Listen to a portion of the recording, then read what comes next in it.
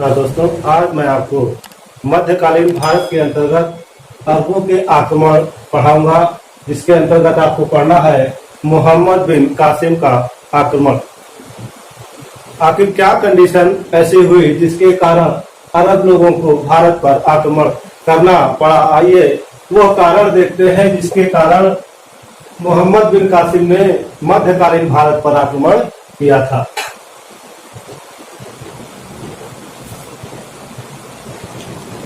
समय 708 ईस्वी का है, जब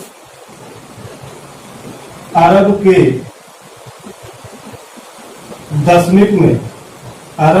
दशमिक में एक खलीफा हुआ जिसका नाम था वलीद। वलीद का एक गवर्नर था जिसका नाम था अल हज्जाज, जो इराक का गवर्नर था।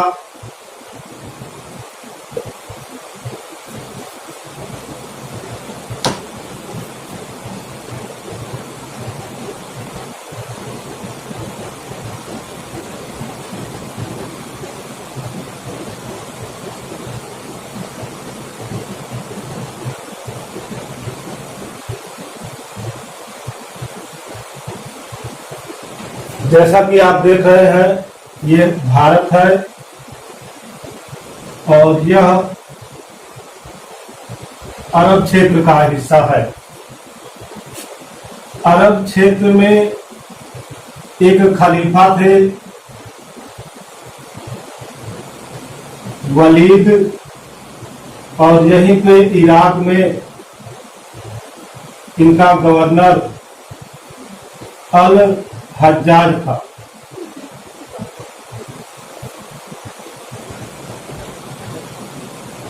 श्रीलंका के राजा ने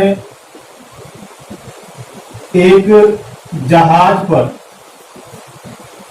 सामान लादा उपहार स्वरूप, और वह सामान खलीफा को जाना था। यानी श्रीलंका के शासक ने उपहारों से भरा हुआ एक जहाज खलीफा के पास अरब की तरफ भेजा। जब वह जहाज देवल के पास पहुंचा, तो देवल बंदरगाह के समीप कुछ समुद्री डाकुओं ने इस जहाज को लूट लिया। जब यह खबर पहुंची खलीफा के पास, तो खलीफा ने इस क्षेत्र के शासक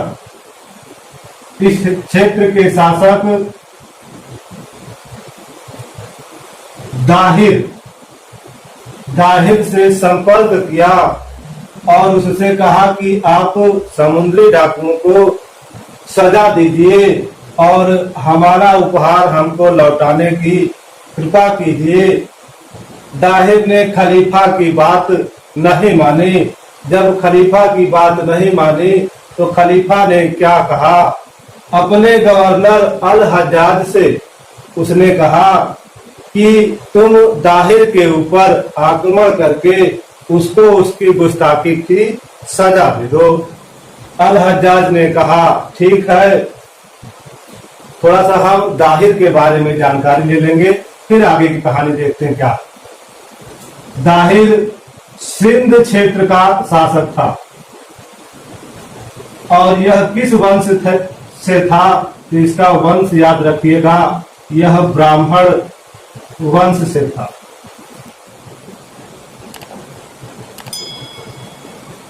दाहिर की 2 पत्नियां थीं, याद रखिएगा, दाहिर की 2 पत्नियां थीं।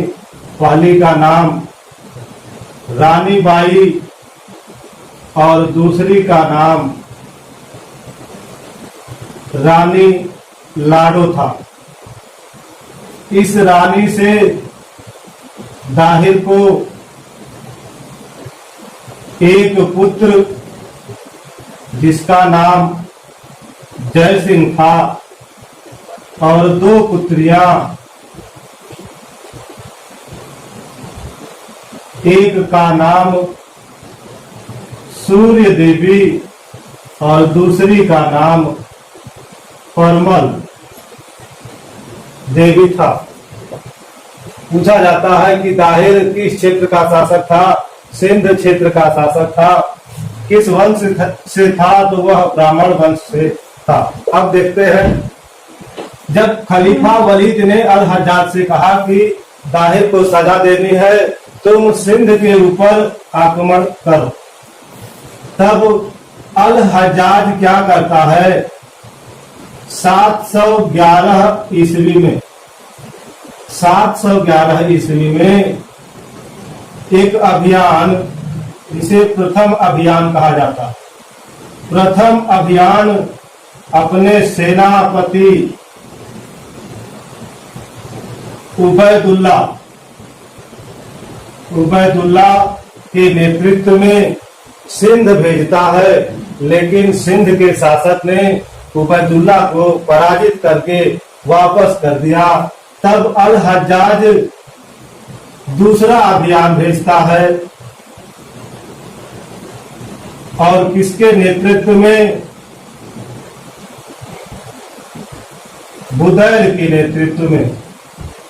बुदैल के नेतृत्व में दूसरा अभियान सिंध पर भेजता है 711 ईस्वी में ही। लेकिन सिंध का शासक दाहिर जो है, वह बुदैल को भी पराजित कर देता है। इस प्रकार से जो प्रथम और दूसरा ये 2 अभियान हुए थे भारत पर, ये क्या थे? यह असफल अभियान थे, असफल अभियान थे। खलीफा वलीद ने अल हज्जाज से कहा कि क्या कर रहे हो? कैसे कैसे सेनापतियों को भेजते हो जो हार करके वापस चले आ रहे हैं? तब अल हज्जाज ने तीसरा अभियान भेजा, तीसरा अभियान भेजा। इस तीसरे अभियान का सेनापति अल हज्जाज का दामाद तथा भतीजा था, जिसकी उम्र 17 वर्ष की थी। और वह कौन था? तो वह था मोहम्मद बिन कासिम। वह मोहम्मद बिन कासिम था, जो 17 वर्ष की उम्र में कहा जाता है सिंध क्षेत्र पर आक्रमण करने के लिए जाता है। उसका यह अभियान 712 ईस्वी में शुरू होता। उसका यह अभियान 712 ईस्वी में शुरू। मोहम्मद बिन कासिम जानता था कि इसके पहले के 2 सेनापतियों को दाहिर हरा चुका है, इसलिए मोहम्मद बिन कासिम पहले दाहिर के बारे में सूचना इकट्ठा करता है। इसके बाद एक विशाल सेना लेकर के सिंध पर आक्रमण के लिए चल देता है। मोहम्मद बिन कासिम एक सेना स्थल मार्ग से आक्रमण के लिए भेजता है और दूसरी सेना जल मार्ग से सिंध पर आक्रमण के लिए भेजता है। मोहम्मद बिन कासिम सर्वप्रथम देवल पर आक्रमण करता है, देवल पर आक्रमण करता है। उस समय देवल में वहां का शासक दाहिर होता है, जो मोहम्मद बिन कासिम की विशाल सेना को देख करके डर जाता है और वहां से वह भाग करके, देखिए, देवल से भाग करके नेउन की तरफ जाता है। देवल में कोई नहीं होता है। मोहम्मद बिन कासिम देवल को 3 दिन 3 रात खूब लूटता है। उसके बाद मोहम्मद बिन कासिम नेउन की तरफ चलता है, क्योंकि नेउन में कौन छिपा रहता है? राजा दाहिर छिपा रहता है। नेउन जब मोहम्मद बिन कासिम पहुंचता है तो पता चलता है कि नेउन से शासक दाहिर चला गया है और कहा गया, सेहवान चला गया। नेउल की विजय करके दाहिर सेहवान की तरफ बढ़ता है और सेहवान जब पहुंचता है तो वहां से भी दाहिर भाग करके देखिए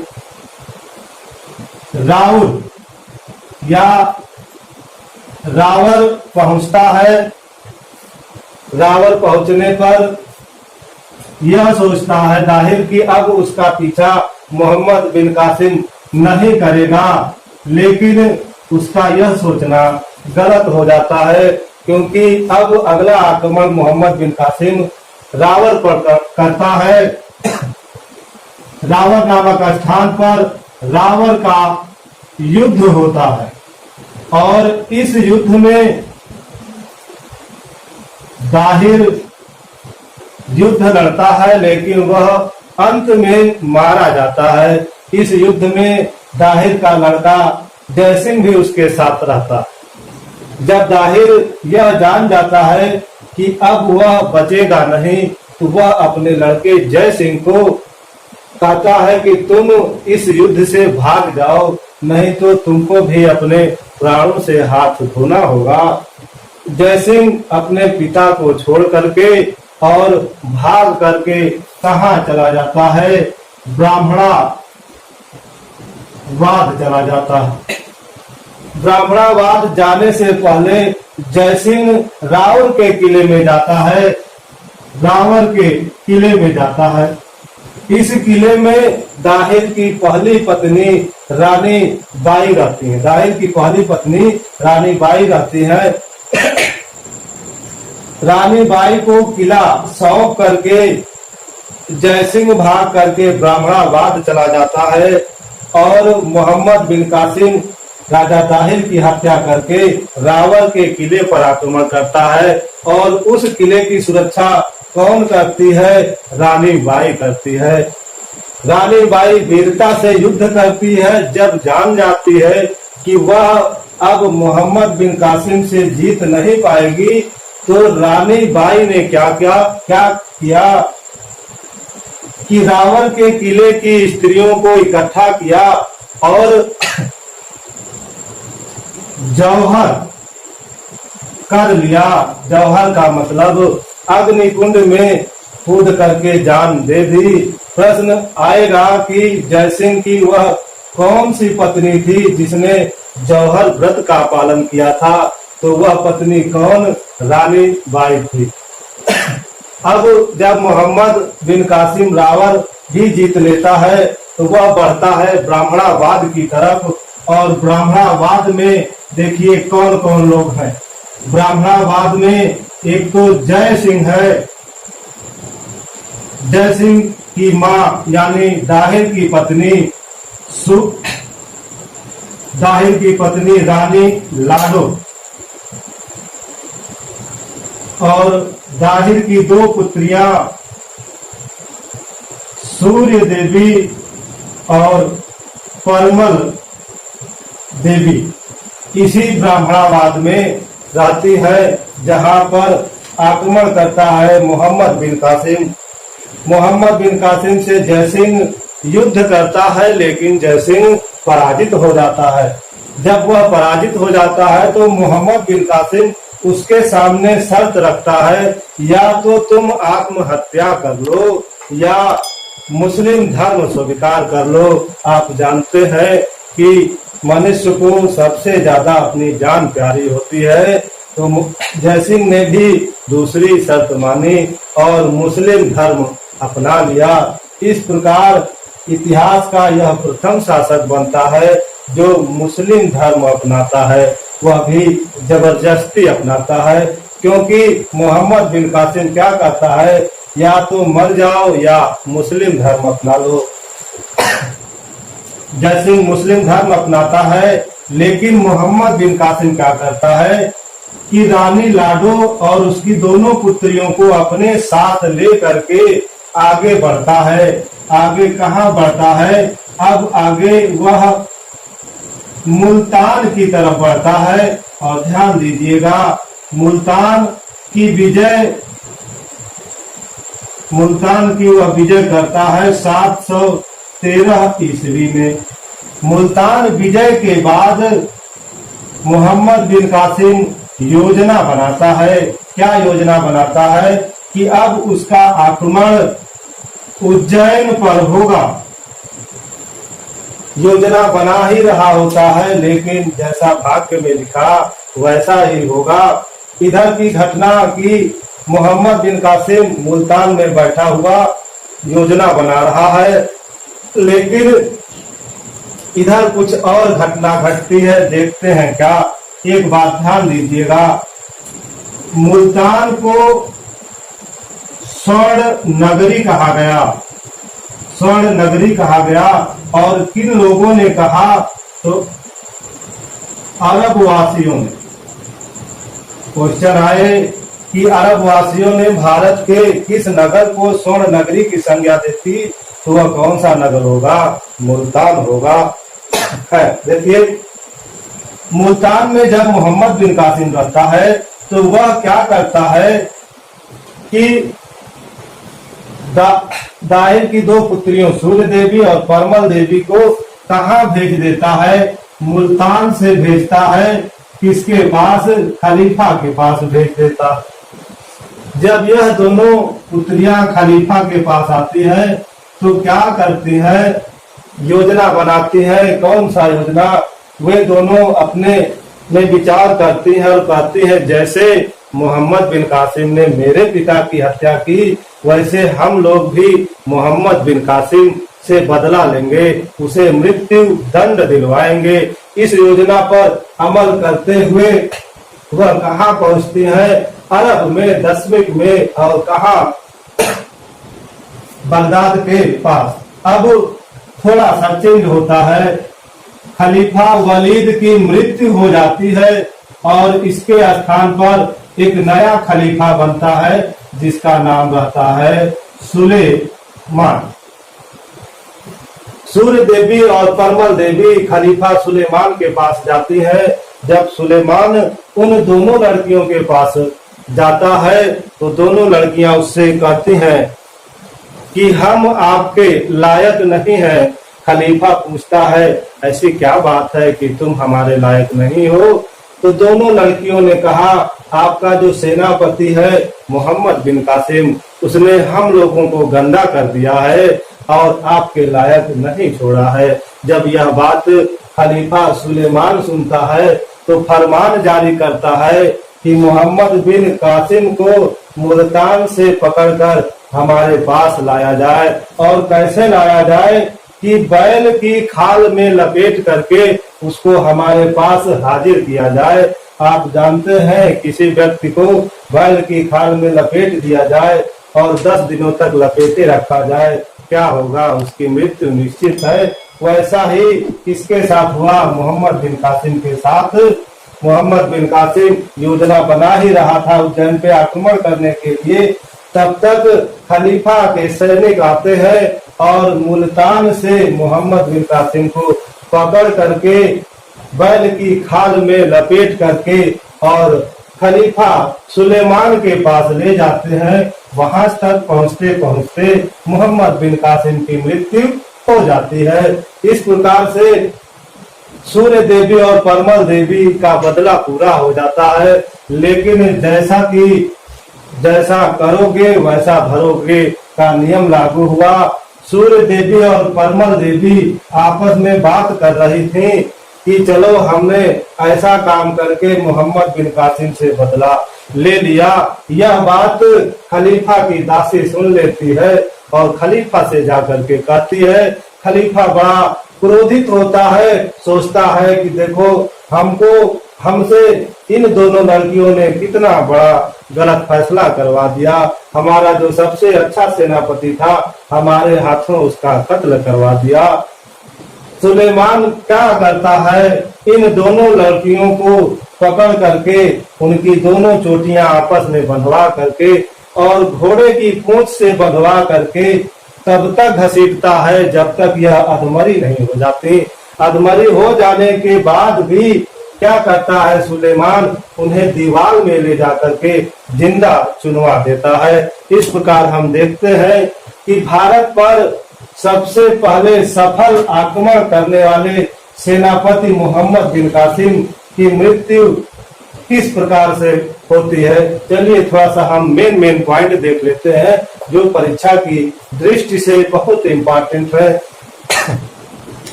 सबसे पहले यह देखेंगे कि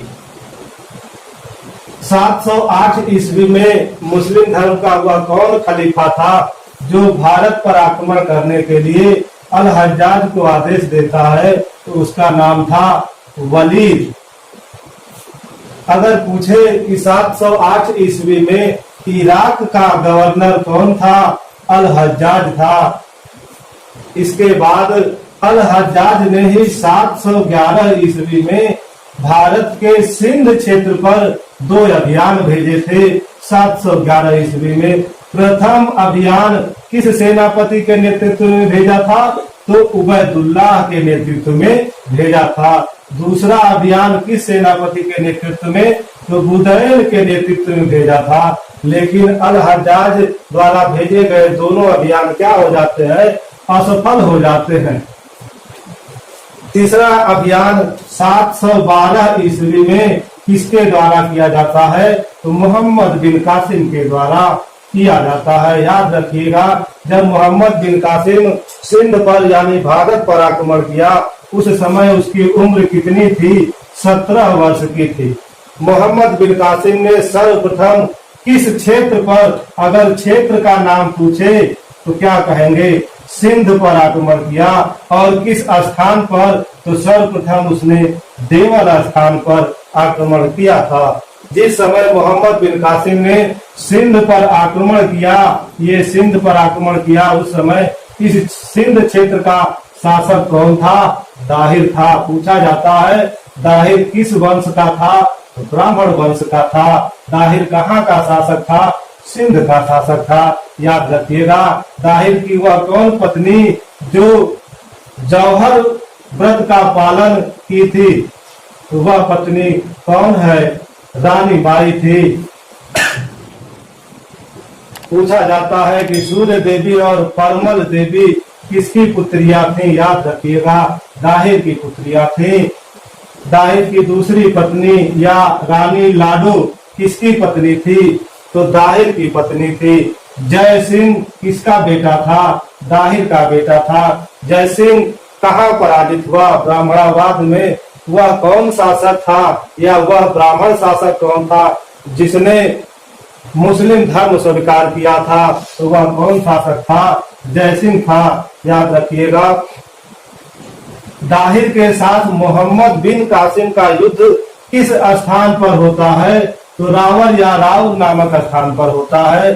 पूछा जाए कि रावर का युद्ध किसके किसके बीच हुआ, तो रावर का युद्ध दाहिर और मोहम्मद बिन कासिम के बीच हुआ था, जिसमें दाहिर की पराजय और मोहम्मद बिन कासिम की मृत्यु होती, तो दाहिर की पराजय तथा मोहम्मद बिन कासिम की विजय होती है। उसके बाद मोहम्मद बिन कासिम ब्राह्मणवाद को जीतता है और उसके बाद मुल्तान को जीतता है। ब्राह्मणवाद में किसके साथ युद्ध होता है, तो जय सिंह के साथ युद्ध होता है। मुल्तान की विजय कब करता है मोहम्मद बिन कासिम, याद रखिएगा, डेट 713 ईस्वी में करता है मुल्तान की विजय।